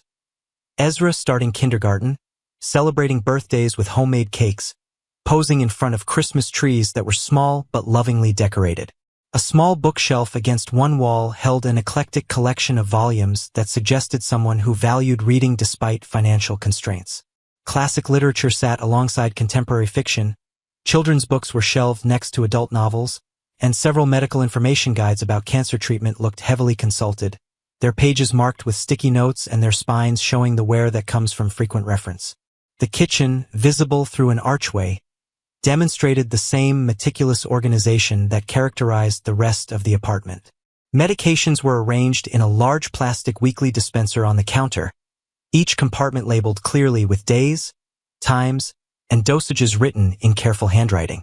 A calendar on the refrigerator showed a complex scheduling system. Doctor appointments marked in red ink, work schedules noted in blue, school events for Ezra highlighted in green, and medication timing indicated with small star symbols. Bills and important papers were sorted into clearly labeled folders attached to the refrigerator with magnets. Paid, due this week, payment arrangements made, and insurance appeals. The system spoke to someone who had learned to manage complex financial and medical logistics while fighting a life-threatening illness. "Mama, I am home," Ezra called softly, setting his manila folder on the coffee table with the same care he had shown throughout the day. "I brought someone with me who needs to talk to you." The response came from what must be the bedroom, a voice that carried warmth and love despite obvious fatigue. "Just a minute, sweetheart. Let me make myself presentable for your guest." Donovan heard the sounds of someone moving slowly and deliberately, followed by water running in a bathroom sink and the quiet sounds of someone preparing to receive an unexpected visitor. The delay gave him time to absorb more details about the apartment that revealed the depth of the family's struggle and the remarkable dignity with which they faced their circumstances. On a small table near the window, he noticed a collection of get-well cards from Ezra's classmates, their childish drawings and innocent messages providing touching evidence of the boy's popularity at school. A small stack of library books suggested regular visits despite their circumstances, and a homework station set up at the kitchen table showed school supplies organized with the same precision that characterized everything else in the apartment. When Vivian Blackwood emerged from the bedroom 5 minutes later, Donovan understood immediately why Ezra had warned him about her appearance. Cancer and 8 months of aggressive chemotherapy had transformed what the photographs revealed to be a naturally beautiful woman into someone who looked far older than her 34 years. Her once thick dark hair had been replaced by a colorful scarf wrapped with artistic flair that suggested someone determined to maintain dignity despite physical transformation. Her skin had the pale, almost translucent quality that comes from months of medical treatment, and her frame showed the significant weight loss that accompanied serious illness and aggressive chemotherapy. But despite these physical changes, she moved with grace and carried herself with a pride that spoke to inner strength that had not been diminished by her circumstances. Most remarkably, her eyes, the same dark, intelligent eyes that her son had inherited, held a strength and determination that transcended physical appearance. As she took in the sight of a strange man in an expensive suit standing in her modest living room, those eyes showed wariness rather than fear, protection rather than vulnerability, and the unmistakable alertness of a mother prepared to defend her child against whatever adult judgment or intervention might be forthcoming. "Ezra," she said carefully, moving to position herself between her son and the visitor with the protective instincts of someone who had learned that unexpected adult attention was often problematic. "Who is this gentleman, and why is he in our home?" Her voice carried the controlled authority of someone accustomed to managing difficult situations while protecting her child from adult complexities he should not have to navigate. Even weakened by illness, she projected the unmistakable presence of a mother who would fight for her son regardless of the odds against her.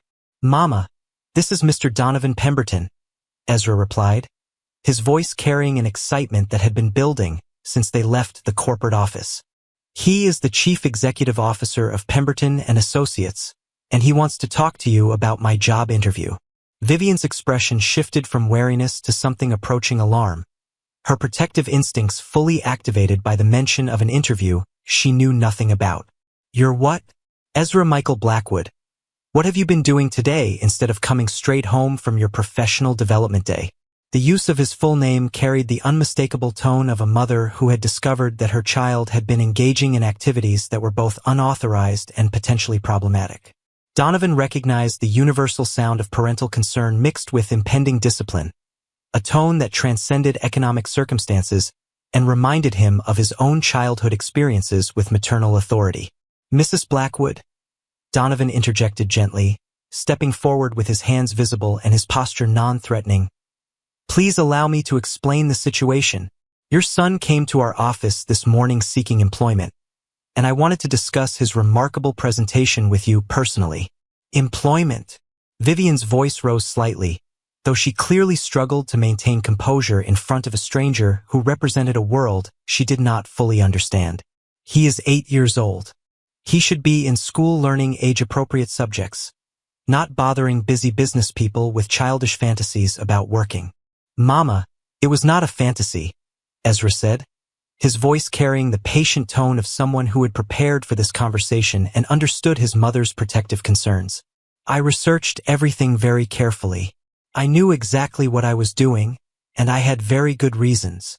Vivian looked between her son and the CEO, trying to process a situation that seemed to belong in someone else's life. The contrast between her modest apartment and this man's obvious wealth, between her circumstances and his resources, created a cognitive dissonance that made the entire encounter feel surreal. "Mr. Pemberton," she said, her voice carrying both apology and concern, "I sincerely apologize for whatever inconvenience my son has caused your company today. 8-year-olds sometimes have very active imaginations, and I am afraid Ezra has always been somewhat precocious in his thinking. I hope he did not disrupt your business operations or waste your valuable time." "Mrs. Blackwood," Donovan replied, his voice gentle but firm, "your son has caused no inconvenience whatsoever. In fact, he has accomplished something quite remarkable that I have never encountered in 23 years of business operations. May I sit down and explain what happened today?" Vivian gestured toward the second-hand couch, her movements careful and deliberate in the way of someone managing chronic pain and fatigue. She settled into a chair across from him, maintaining the protective posture of a mother ready to defend her child against whatever adult judgment might be forthcoming while simultaneously trying to understand why a CEO would personally visit their modest apartment.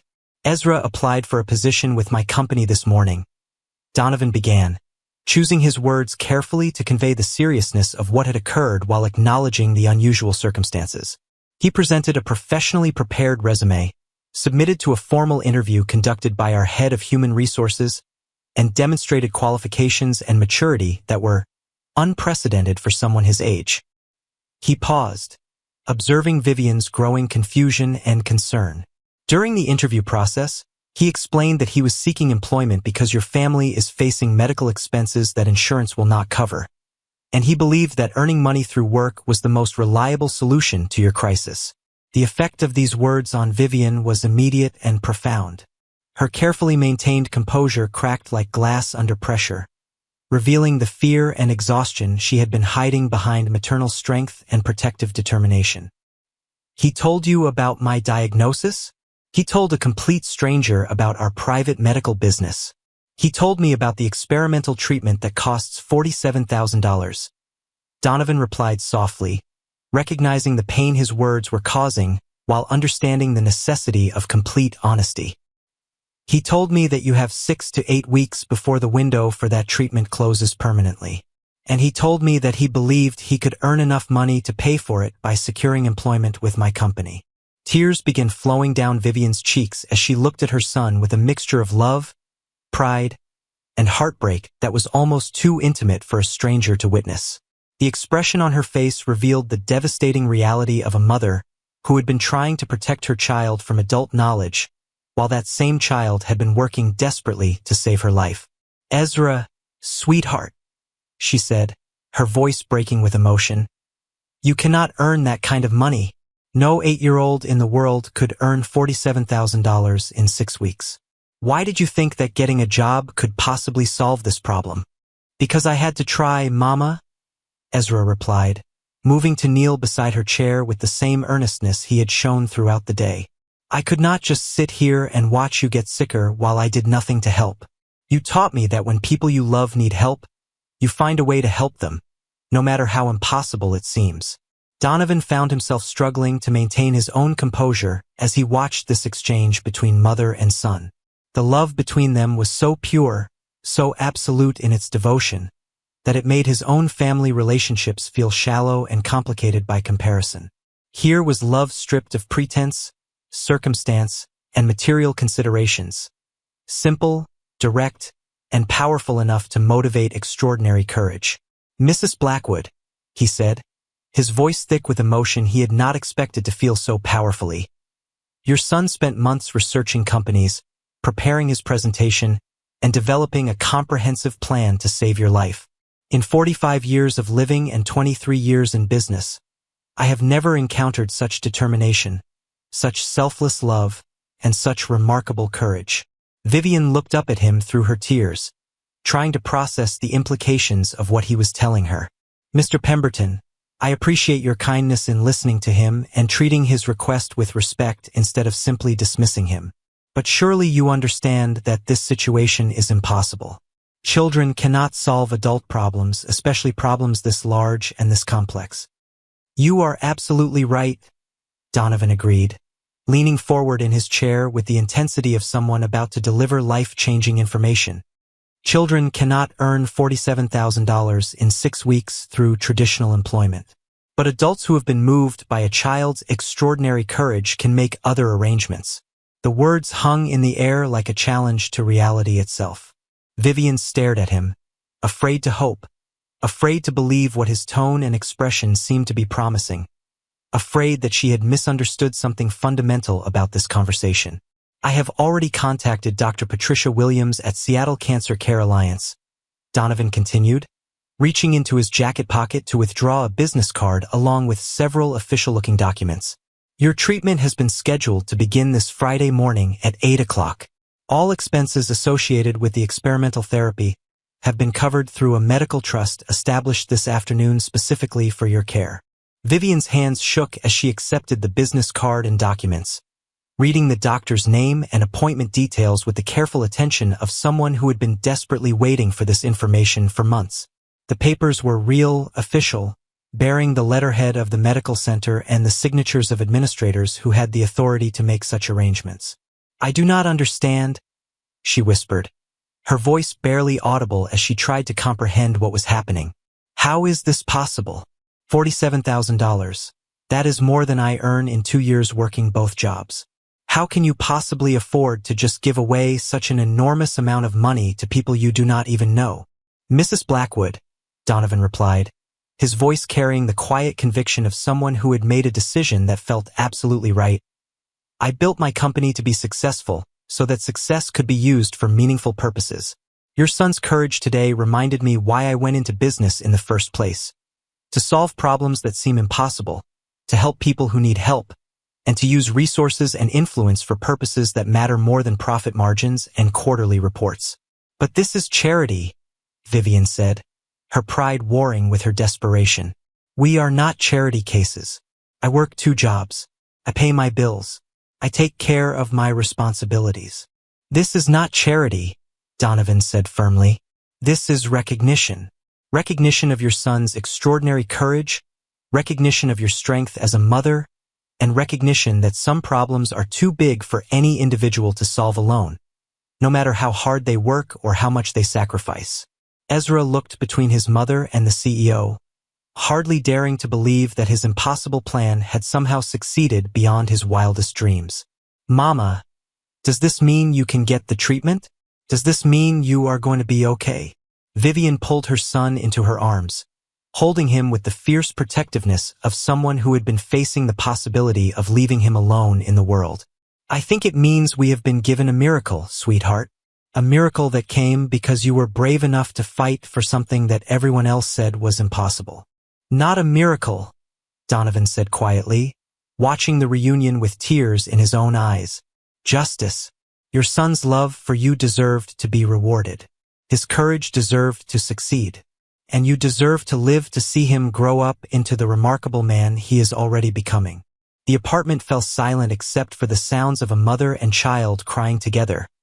Tears of relief, hope, and gratitude that seemed to wash away months of accumulated fear and desperation. Donovan sat quietly, allowing them this moment of private connection while reflecting on how profoundly this day had changed his own perspective on what constituted success, failure, and meaningful achievement. Mr. Pemberton, Vivian said finally, her voice thick with emotion she could barely control. I do not know how to thank you. I do not know how to repay this incredible kindness. $47,000 is more money than I will probably ever be able to give back to you. You repay this gift by getting well, Donovan replied firmly, his voice carrying the authority of someone accustomed to making important decisions. By being the mother that your remarkable son deserves. By teaching him that love and determination can overcome impossible obstacles. Because that is exactly what he has accomplished today. By living to see him graduate from high school, go to college, start a career, and maybe have children of his own who will hear the story of how their grandfather saved their grandmother's life when he was 8 years old. He stood to leave, recognizing that this family needed time to process what had happened without the presence of a stranger, however well-intentioned his involvement had been. Dr. Williams will call you this evening to discuss the complete treatment protocol and answer any questions you might have. All arrangements have been made with the hospital's financial department. You will not receive any bills, any requests for payment, or any administrative complications. Your only responsibility is to focus on getting well. But why? Vivian asked, the question that had been building since he first explained his intervention. Why would you do this for people you do not even know? Why would someone with your resources and responsibilities take time from your life to solve our problems? Donovan paused at the apartment door, considering how to explain a transformation that he was still processing himself. The answer involved his own failures, his own loneliness, and his own need for redemption that he had not fully recognized until today. Mrs. Blackwood, I have a 16-year-old son named Nathaniel with whom I have not been able to connect since my divorce 2 years ago. I have spent those 2 years building walls around my heart to protect myself from feeling too much about anything or anyone. I told myself that business success was enough, that financial achievement was its own reward, and that I did not need deep emotional connections to be happy. He looked back at Ezra, who was still kneeling beside his mother's chair, their hands clasped together with the unbreakable bond that had motivated everything. Your son's love for you broke through every one of those walls in a single afternoon. He reminded me that the most important things in life are not the things we acquire or the status we achieve, but the people we love and the lengths we are willing to go to protect them. Today, an 8-year-old boy taught a 45-year-old man what courage really looks like. He showed me that real success is not measured in quarterly profits or market share, but in the willingness to fight for what matters most, even when the odds seem impossible. The least I could do was make sure that his courage was rewarded and that his love for you was given the chance to succeed. As Donovan walked down the concrete stairs toward his Mercedes, he found himself thinking about his own son and the phone call he would make that evening. If Ezra Blackwood could fight to save his mother with nothing but determination and hope, perhaps a CEO who had forgotten how to be a father could find the courage to rebuild the relationship that mattered most in his own life. The late afternoon sun was breaking through Seattle's persistent cloud cover as he drove back toward downtown, casting golden light across the city skyline and transforming the ordinary streets into something that looked almost magical. For the first time in 2 years, Donovan Pemberton felt like he was driving toward something important rather than away from something painful. Behind him, in apartment 3B, a mother and son sat together on their second-hand couch, holding each other and talking quietly about treatments and hope and the stranger who had transformed their world with a generosity that neither of them fully understood, but both of them would remember and treasure for the rest of their lives. 6 months later, The Seattle Children's Hospital Foundation's annual gala had transformed the grand ballroom of the Fairmont Olympic Hotel into a constellation of crystal and candlelight. The most influential figures in Seattle's business, medical, and philanthropic communities moved through the opulent space in evening attire that cost more than most families earned in several months. Their conversations a mixture of social pleasantries and serious discussions about charitable giving that would impact thousands of lives. But tonight, the attention of everyone in the ballroom was focused not on the usual parade of prominent donors or distinguished honorees, but on a 9-year-old boy in a perfectly tailored navy suit who stood at the podium with the composure of someone decades older than his chronological age. Ezra Blackwood had grown taller in the months since his desperate job interview at Pemberton and Associates, but more significantly, he had grown into his role as the youngest ambassador for the Blackwood Foundation, the charitable organization that Donovan Pemberton had established in honor of the family whose courage had transformed his understanding of what truly mattered in life. "Ladies and gentlemen," Ezra said, his voice carrying clearly through the ballroom's sophisticated sound system, "6 months ago, I thought I understood what it meant to be desperate. I thought I knew what impossible looked like. I was wrong about both of those things." The audience of nearly 300 people listened with the rapt attention typically reserved for keynote speakers with decades of experience. But there was something about this young person's presence, a gravity and authenticity that commanded respect regardless of his age. "I learned that desperation is not just about running out of options," he continued, consulting notes he had written in his characteristic careful handwriting. "Real desperation is about running out of time to help someone you love.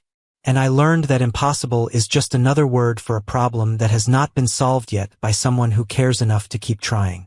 In the audience, Vivian Blackwood sat at the head table, radiant in a burgundy evening gown that complemented her complexion and highlighted the fact that her hair, now grown back thick and lustrous after months of successful treatment, framed a face that glowed with health and happiness. The experimental immunotherapy had worked beyond anyone's most optimistic projections. Not only was she in complete remission, but her oncologist had declared her one of the treatment's most remarkable success stories.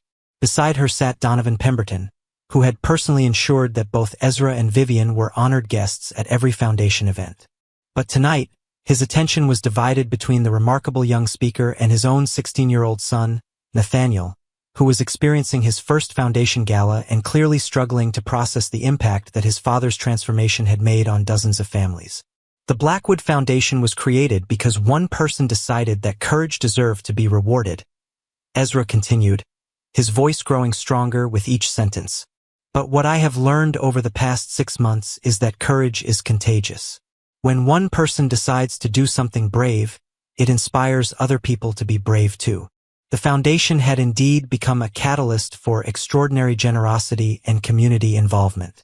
In 6 months, it had provided assistance to 43 families facing medical crises, established scholarship programs for children whose parents were battling serious illnesses, and created support networks that connected families navigating similar challenges. But perhaps more importantly, it had inspired a culture of giving that had spread far beyond its original scope. Employees at Pemberton and Associates had established their own charitable fund, contributing a percentage of their salaries to help colleagues and community members facing unexpected crises. Other Seattle businesses had followed suit, creating a network of corporate social responsibility that had begun to change the city's approach to supporting families in need. "I want to tell you about some of the families we have been able to help," Ezra said, advancing to the next section of his presentation. "There is 7-year-old Maria Santos, whose father needed emergency surgery that insurance would not cover. There is 10-year-old James Patterson, whose mother was facing experimental treatment for a rare autoimmune disease. There is the Washington family, who needed help when both parents were injured in a car accident and could not work for 3 months. Each name represented a story of crisis transformed into hope through the foundation's intervention. But more than that, each case had become a learning experience for Ezra, who had insisted on meeting every family and understanding their specific circumstances. His involvement had evolved from grateful recipient to passionate advocate, demonstrating an emotional intelligence and commitment to service that impressed even the most experienced philanthropists. "What all of these families taught me," Ezra continued, "is that asking for help is not a sign of weakness. It is a sign of love. When you love someone enough to swallow your pride and admit that you cannot solve their problem alone, you are being brave in the most important way possible. The statement carried particular weight coming from someone who had demonstrated exactly that kind of courage. Ezra's story had become legendary in Seattle's charitable circles, but he had resisted all attempts to sensationalize or exploit his experience. Instead, he had used his platform to highlight other families and advocate for systemic changes that would prevent others from facing similar desperation. At a corner table near the back of the ballroom, Cordelia Ashworth sat with several colleagues from Pemberton and Associates, still marveling at the transformation she had witnessed over the past 6 months. The stern head of human resources had become one of Ezra's most devoted supporters, helping him prepare presentations and teaching him the professional skills that would serve him well as he grew into his advocacy role. "You know," she whispered to Richard Walsh, who was sitting beside her, "6 months ago I thought that interview was the most unusual thing that would ever happen in our lobby. I had no idea it was just the beginning of something that would change all of our lives." Richard nodded, remembering his own initial skepticism and the gradual transformation of his perspective as he watched the foundation's work unfold. "That kid has taught me more about real business leadership than any MBA program ever could. He has shown us what it looks like when you use success for something that actually matters. The foundation has helped more than just the families who received direct assistance," Ezra was saying from the podium. "It has helped all of us remember that we are stronger when we work together than when we try to solve problems by ourselves. It has shown us that the best kind of success is the kind that lifts other people up instead of just making ourselves feel important." The audience responded with sustained applause that felt different from the polite acknowledgement typically given to charitable presentations. This was applause born of genuine admiration for someone who had transformed personal crisis into community service, who had used his own experience to create positive change for others. Donovan found himself thinking about the phone call he had made to his son on the evening after Ezra's interview, the conversation that had marked the beginning of their reconciliation.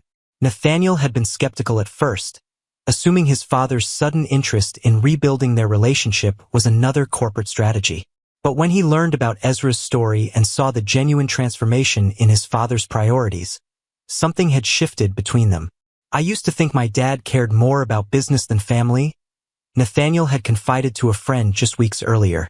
"But watching him with the foundation, seeing how he treats that kid Ezra and his mom, I realized he just forgot how to show that he cared. He is learning how to be a better person, and that is making him a better father too." Their relationship was still a work in progress, but they now had monthly father-son activities that both of them genuinely enjoyed. Nathaniel had even started volunteering with the foundation, helping with technology and social media outreach that expanded their ability to connect with families in need. "There is one more thing I want to share with you tonight," Ezra continued, his voice taking on a more personal tone that suggested he was about to reveal something particularly meaningful. "6 months ago, I thought the only way to solve our family's problem was for me to get a job and earn money. I was wrong about that too." He paused, looking out at the audience with the same serious expression that had impressed the adults in Pemberton and Associates lobby on that rainy Tuesday morning. The real solution was not about earning money. It was about learning to trust that there are good people in the world who will help when you are brave enough to ask. It was about discovering that love and courage can create miracles, but only when they inspire other people to love and courage too. The emotional impact of his words was visible throughout the ballroom. Several audience members were openly crying. Others were leaning forward in their chairs, as if they wanted to get closer to this young person who was articulating profound truths with remarkable clarity. "Mr. Donovan Pemberton saved my mother's life," Ezra said, turning slightly to acknowledge the CEO who was sitting at the head table. "But he also saved mine, because he taught me that one person's decision to be generous can change everything for everyone around them. He showed me that real power is not about what you can do for yourself, but what you can do for other people."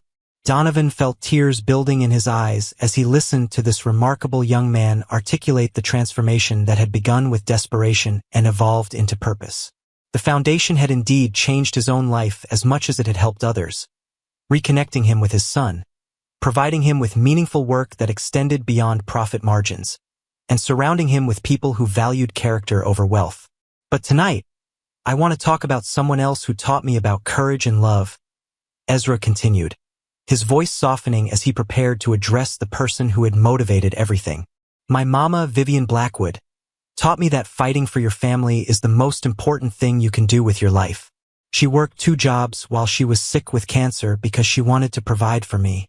She never complained, never gave up, never stopped believing that everything would be okay somehow. Vivian felt her composure wavering as her son's words washed over her. The months since her treatment had been a journey of physical healing and emotional processing that had transformed her understanding of community, generosity, and the interconnectedness of human experience. She taught me that when someone you love needs help, you do whatever it takes to help them, Ezra continued. Even if it means an 8-year-old has to go to a big company and ask for a job. Even if people laugh at you. Even if everyone says what you are trying to do is impossible. The reference to the laughter he had endured brought several members of the audience to examine their own reactions to desperation and need. How often had they dismissed requests for help because they seemed unrealistic? How many opportunities to change lives had they missed because they focused on why something could not be done rather than how it might be accomplished? My mama is here tonight, and she is healthy and strong because the experimental treatment worked exactly the way the doctors hoped it would, Ezra said, his voice filled with joy and gratitude.